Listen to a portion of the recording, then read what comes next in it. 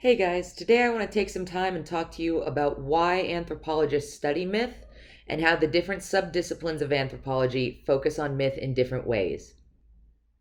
Anthropology is a social science which focuses on human experience. There are four major subdisciplines of anthropology, so let's look at how each one relates to the study of mythology. Linguistics is a subdiscipline of anthropology that focuses on human language. So, for example, linguistic anthropologists would look at myths and look at the way that symbols are talked about. What language is used? What words appear again and again in myths? Biological anthropology is the study of humanity's biological origins, including our evolution and our relation to our primate cousins. Biological anthropology also helps us to understand humanity's interactions with nature and how we understand our bodies.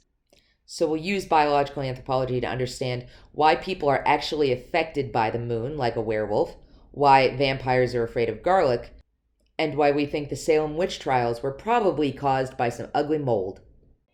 Next up, we have archaeology, the study of ancient peoples or peoples who are gone.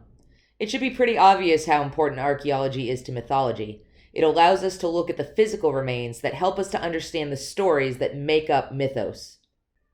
And finally, we have sociocultural anthropology, which focuses on the culture and lived experiences of people who are on the planet today. Dr. C is a cultural anthropologist. And so cultural anthropologists try to understand what myths mean, how they represent values, how they change over time. Cultural anthropologists try to understand the feedback loop between the societies that create myths and the way that myths then shape people within those societies. Great question, and unfortunately, there's not one clear definition of culture that all anthropologists use. This is one that I like. I like it because it emphasizes the holistic nature of culture, the idea that culture encompasses all aspects of our lives.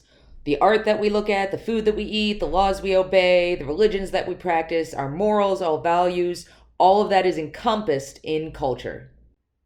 This is another definition I like, even though it's hella long.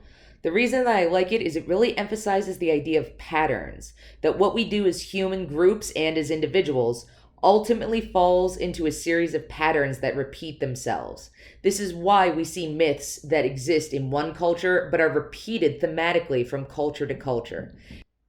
I also like how this definition points out that the human experience is made up of cultural systems that are both the product of our action but also affect our action. Now, when we try to understand these cultural systems, what we're really looking at are worldviews. Worldviews are a society's perspective on the world. Like, I'm not trying to be obtuse here, it's really that simple, right? Worldviews tell us where our morals come from. Worldviews tell us how the world was created. Worldviews tell us what happened after we die, etc., etc.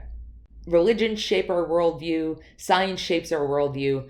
Our society around us shapes our worldview.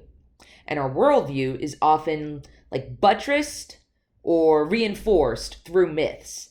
The values that are important to a society, a value that is important to a worldview, is going to be replicated and taught to others through those myths. So if we want to understand the worldview of a people, it's really important to look at their myths and see what values are expressed in those myths. That gives us insight into what actually matters within that worldview.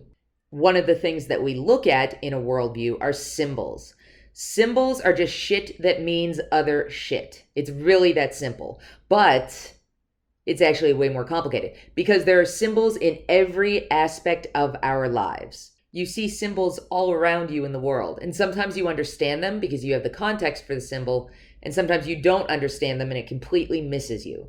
So when we read a myth, some symbols will be really obvious, but sometimes we'll have to really talk and unpack some of the more complex symbols.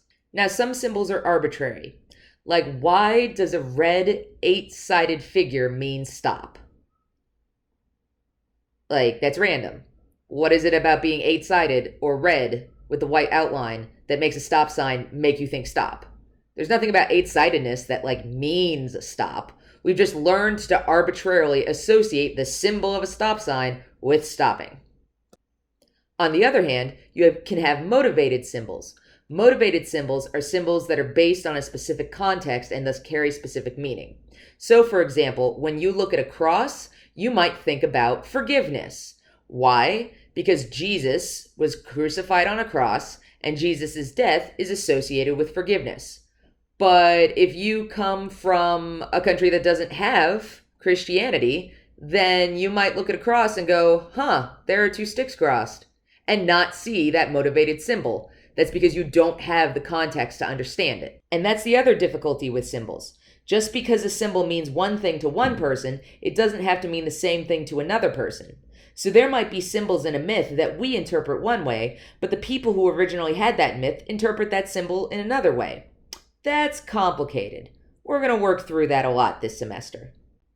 So this semester, as cultural anthropologists, we're going to be looking a lot at folklore, the traditional art, literature, and practices that are shared through everything from oral tradition to daily living.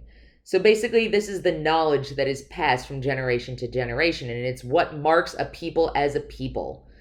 A group of people have their own folklore and their own identity, and myth is a big part of that we're going to be exploring for a variety of cultures around the world.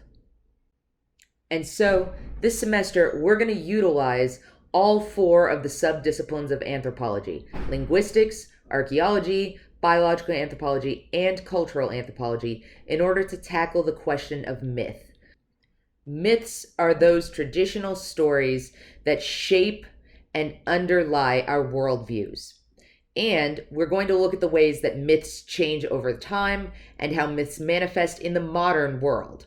We're going to be focusing on three specific mythos characters: the witch, the vampire, and the werewolf, in order to understand what values they represent in historical societies as well as our modern society in terms of its pop culture representations. You made it to the end. Well done!